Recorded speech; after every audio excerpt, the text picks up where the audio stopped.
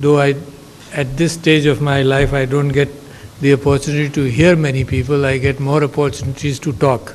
But it's always a pleasure. I read a lot. दुनिया इस वक्त बड़ा क्राइसिस में है. सबसे पहले तो मैं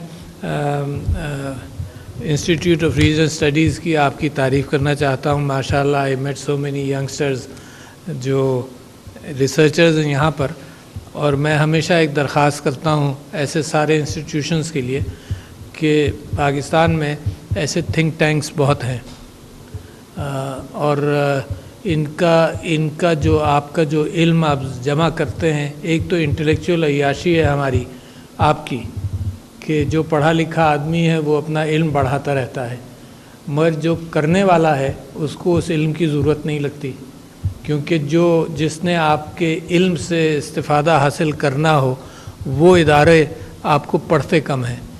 तो मैं हमेशा आप जैसे इदारों के अंदर आकर हमेशा ये बात रखता हूँ कि अपनी मार्केटिंग ज़्यादा करें.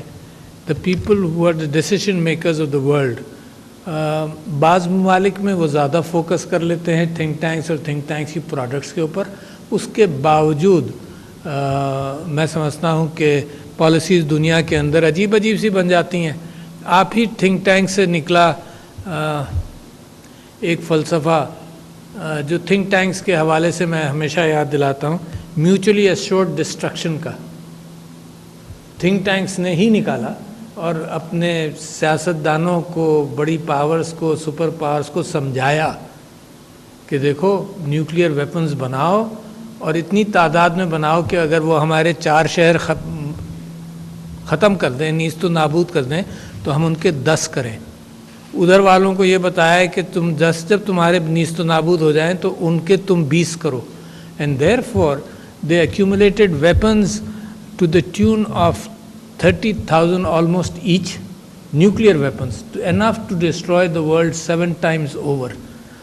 तो ये जो प्रायोरिटीज़ हैं ये भी तो इंसानी सोच से निकलती हैं, और कभी गलत सोच और गलत तरफ चली गई और अभी भी जा रही हैं. So don't be too confident कि what you think about global warming for example is going to be adopted soon enough, क्योंकि जो करने वाले हैं उनके वेस्टेड इंटरेस्ट, उनकी फोरसाइट बड़ी लिमिटेड है.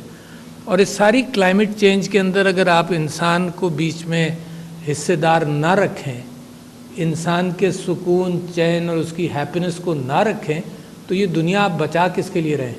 अब दुनिया को ग्लोबल वार्मिंग के एतबार से क्या ख़तरात हैं और क्या पॉसिबिलिटीज़ हैं. अच्छा, पहले पॉसिबिलिटीज़ की बात कर रहे हैं, क्योंकि उन्हीं पॉसिबिलिटीज़ की बुनियाद पर ख़तरात और फिर उन्हीं पॉसिबिलिटीज़ की बुनियाद पर मेरी और आपकी सोच का इर्तिक़ा होना है कि we want to save this world and keep it in a better shape. पहले तो दुनिया को ख़तरा किससे है? ख़तरा इंसान से है, ये जहन में रखिएगा. इंसान के प्रोसेसेस से भी है, मगर वो प्रोसेसेस तो वो गाड़ी है, ड्राइवर उसको मार दे दीवार के साथ या उसको चलाता रहे, यही आपको सोचना है. तो मैं आज आपके सामने एक अच्छी साइड रखना चाहता हूँ कि the world is coming towards an abundance. अच्छा, अबंडेंस किस किस चीज़ में? अभी आपने पानी का जिक्र किया. पानी के एतबार से for all of you as far as Pakistan is concern, क्योंकि रीजनल स्टडीज़ की आप बात कर रहे हैं, पाकिस्तान के अंदर 156 मिलियन एकड़ feet of water generally on an average comes every year through snow melt, through rain etcetera. और वो 156 मिलियन एकड़ फीट अबव सरफेस जाता है, और तकरीबन 12-13 मिलियन एकड़ फीट सबटेरेनियन जाता है, जिसको हम ट्यूबवेल्स की ज़रा हम ओवर एग्जॉस्ट कर रहे हैं. This water is enough. With good farming techniques this water is more than enough today. Not enough, more than enough today. What we are doing, so let's practise this starting from Pakistan. What we are doing flood irrigation. Flood irrigation means 6 foot पानी यहाँ ज़मीन के अंदर नीचे जाएगा तो 6 inch यहाँ पहुँचेगा. तो यहाँ से हम पानी देना शुरू करते हैं खेतों को, और यहाँ तक वो 6 इंच के लिए वो इतना पानी हम देते हैं. अच्छा, कोई बड़ी अब साइंस इसमें रह नहीं गई, कोई कॉपीराइट इसमें रह नहीं गया कि स्प्रे इरीगेशन करें या ड्रिप इरीगेशन करें, हैं. बट जो ममालिक अपनी चीज़ को पहचानते नहीं हैं, फिर वो रोते हैं, और फिर रोकर वो डेस्परेट होते हैं और डेस्परेट हालात के अंदर उनकी समझ में नहीं आता कि फिर क्या करें। तो पाकिस्तान उस कैफियत से गुजर रहा है। तो I want to shake your conscience. Vietnam fisheries के अंदर, Vietnam and Pakistan were exporting fish as one criteria of how you handle it, was exporting fish about $300 million की in 1998 or 99. Both of us, same amount of fish. Pakistan today is exporting $500 million of fish. Vietnam is exporting, the last time I read, was exporting more than $10 billion of fish. एक ही समंदर है, एक ही आब व हवा है, मगर इंसानों में फर्क है। So the problem is not the availability of knowledge, the problem is here, understand that. तो मेरा आपके साथ जो बहस चल सकती है वो ये चल सकती है कि मैंने क्या करना है। Ringing our hands, getting alarmed by information, my country is my country, I have to handle my country, और मैं अपने मुल्क को हैंडल कर लूँ, दुनिया मुझे फॉलो कर लेगी।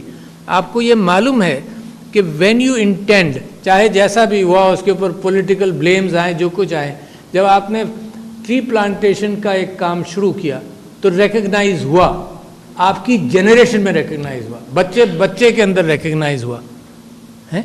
तो जब आप काम करने निकलेंगे और करेंगे और लीडरशिप है मिलेगी इस टाइप की कि चैंपियन बने, तो you can take your country and therefore give an example to people of the world कि you can do it।